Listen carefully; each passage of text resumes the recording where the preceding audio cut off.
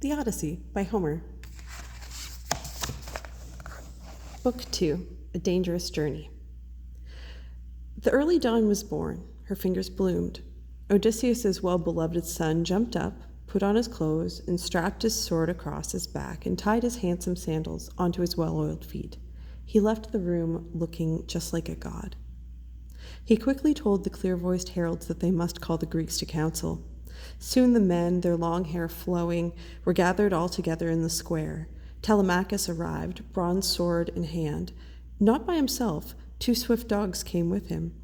Athena poured a heavenly grace upon him. The elders let him join them, and he sat upon his father's throne. The first to speak was wise Aegyptus, a bent old soldier. His darling son, the spearman Antiphus, had sailed with the lord Odysseus to Troy. The Cyclops killed him in his cave and made him his final course at dinner. This old father had 3 sons left. One teamed up with the suitors, Euronymous. The other spent their time working the farm. But still the other mourned the son whom he had lost. He spoke in tears. "People of Ithaca, now hear my words. We have not met in council since the day Odysseus parted with his ships. Who has called us? Someone old or young, and why? Has he found an army is approaching, or does he have some other piece of news that he would like to share with all of us? I think he is a helpful, decent man. I hope that Zeus rewards his good intentions." Odysseus's loving son felt glad and eagerly got up to speak and stood among them, in the center of the group.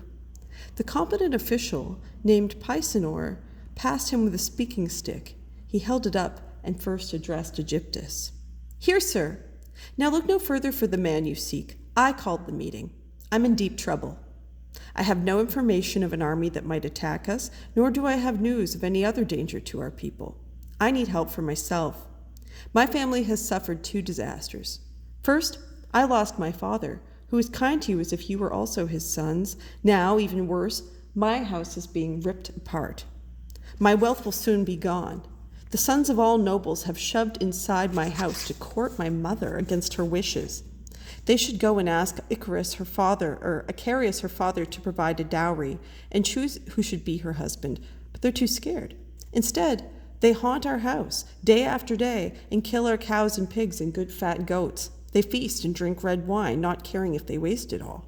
There is no man to save the house, no man like him, Odysseus. I cannot fight against them. I would be useless. I have no training, but if I had power, I would do it. It is unbearable what they have done. They've ruined my whole house. It's not fair. You suitors should all feel ashamed. Consider what others in the neighborhood will think, and also be afraid. The angry gods will turn on you in rage. They will be shocked at all this criminal behavior. I beg you, by Olympian Zeus and by the goddess who presides in human meetings, justice. But never mind. Friends, leave me be and let me cry and suffer by myself. Or did Odysseus, my warlike father, deliberately do harm to our own side? Is that why you seem set on hurting me, encouraging these suitors? Oh, if only you Ithacans would eat my stock yourselves. If you did that, I would soon get revenge. I would come through the town and keep demanding until it all got given back. But now you make me so unhappy. This is pointless." He stopped, frustrated, flung the scepter down, and burst out crying. Everyone was seized by pity. No one spoke. They hesitated to answer him unkindly. Then at last Antinous began. "Telemachus, you stuck-up, willful little boy, how dare you try to embarrass us and put the blame on us? We suitors have not done you wrong. Go blame your precious mother. She is cunning. It is the 3rd year, soon it will be 4, that she has cheated us out of what we want. She offers hope to all, sends signs to each, but all the while her own mind moves somewhere else. She came up with a special trick. She fixed a mighty loom inside the palace hall. Weaving her fine long cloth, she said to us, 'Young men, you are my suitors. Since my husband, the brave Odysseus, is dead, I know you want to marry me. You must be patient.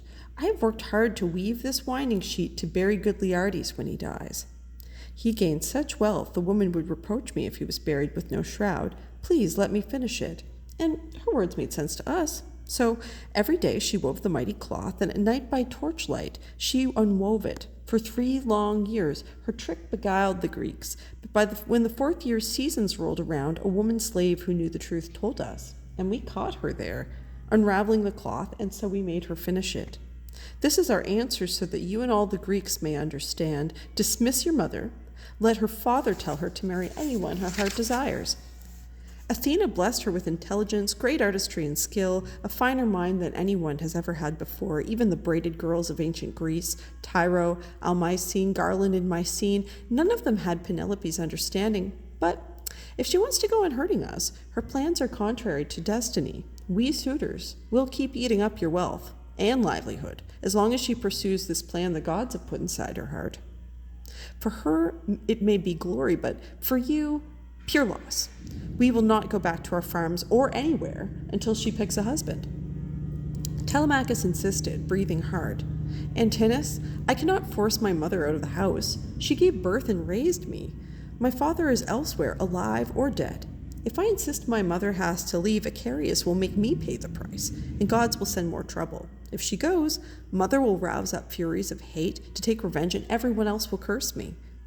I will not. So, if you feel upset, you go. Out of my house. Stop eating all my food. Devour each other's property, not mine. Or, do you really think it right to waste one person's means of life and go scot-free? Then try it. I will call the deathless gods.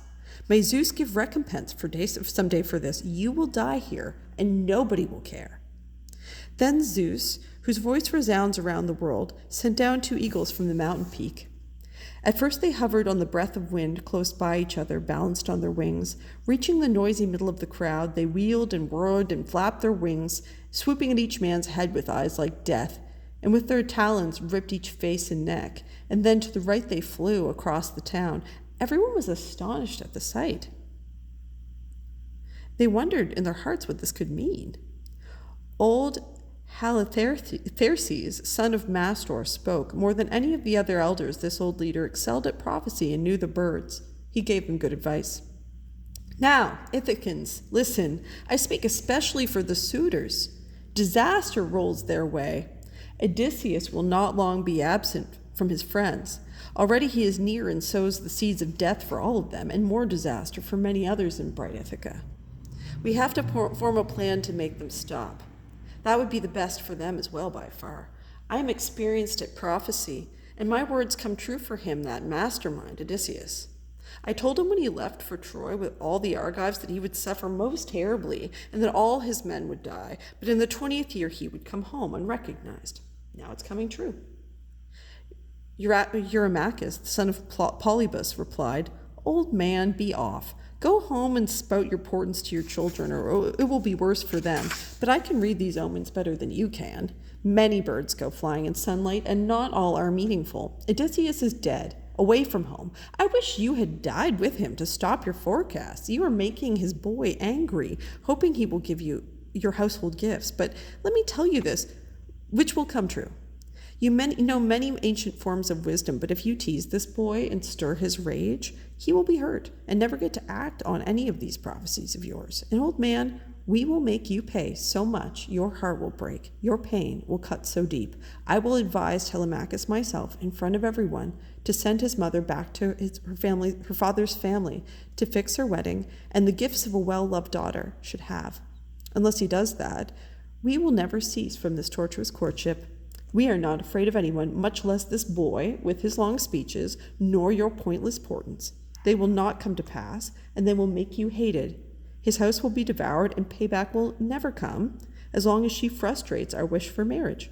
Meanwhile, we will wait in daily hope, competing for the prize, not seeking other women as our wives. Telemachus, his mind made up, replied, All right, Eurymachus, and all of you, I will not talk about this anymore. The gods and all of you already know. Just let me have a ship and 20 men to make a journey with me, out and back to Sparta and to sandy Pylos, seeking news about when my father may come home. I may hear it from somebody or from the voice of Zeus. It often happens so, but if I find out my father is alive and coming home, I will endure this pain for 1 more year. But if I hear that he is dead, I will come home to my own land and build a tomb and hold funeral rites as he deserved, and I will give my mother a new husband. He sat down, and up stood Mentor.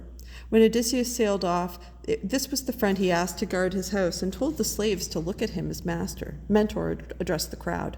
Now, Ithacans, listen. This changes everything. Now kings should never try to judge with righteousness or rule their people gently. Kings should always be cruel. Since the people whom he ruled as kindly as a father have forgotten their king, King Odysseus, I do not blame the suitors' overconfidence, rough ways, and violence eating up this household. They risk their lives, supposing that the master will never come back. But I do blame you others, sitting passive, never speaking against them, though you far outnumber them. Leocritus, Eunor's son, replied, Mentor, for shame! You have lost your mind. Fool, telling us to stop our banqueting. You could not fight us. We outnumber you. Even if Ithacan Odysseus came back and found us feasting in his house and tried to drive us out, his wife would get no joy of his return, no matter how she misses him. If he tried fighting solo against us, he would die a cruel death. So what you said was nonsense. Anyway, we must disperse and get everyone busy. Mentor and Halitherses, since you're old comrades of his father, you can guide Telemachus' journey. I suspect he will not manage to go anywhere. He will just sit and wait in Ithaca for news. The crowd broke up. The Ithacans went home, the suitors to Odysseus' house. Telemachus slipped out at the beach. He dipped his hands in salty gray seawater and asked Athena, Goddess, hear my prayer. Just yesterday you came to me and ordered me to sail the hazy sea and find out news of my long absent father's journey home. The Greeks are wasting everything, especially these bullying, mean suitors. Then Athena came near him with the voice and guise of Mentor and spoke to him with words that flew like birds. Telemachus, you will be brave and thoughtful. If your father's forcefulness runs through you, how capable he was in word and in deed. Your journey will succeed if you are his. If you're not his son by Penelope, I doubt you can achieve what you desire, and it is rare for sons to be like their fathers. Only a few are better, most are worse. But you will be no coward and no fool. You do possess your father's cunning mind, so there is hope that you will do all these things. Forget about these foolish suitors' plans. They have no brains and no morality. They do not know black doom will kill them all. And someday soon, their death is at hand. You will achieve the journey that you seek, and since I will go with you, just like a father, I will equip a good, swift ship for you. Now, go back home to where those suitors are and get provisions. Pack them in containers, some wine in jars and grain, the strength of men and sturdy skins, and I will go through town, calling for volunteers to come up with us. This island, Ithaca, has many ships, both new and old. I will select the best one. We will equip her quickly and sail fast far across the sea. So spoke the goddess, daughter of Zeus. Telemachus obeyed. His heart was troubled as he went back home. He found the arrogant suitors in the hall, skinning some goats and charring hogs for dinner. Antinous began to laugh. He called him and seized his hand and spoke these words to him. Telemachus, you are being so pig-headed. Why not put all your troubles from your heart? Come, eat and drink with me just as before. You know the Greeks will fix it all for you. They'll select a ship and crew, and soon you will reach Pylos, where you hope to hear word of your father.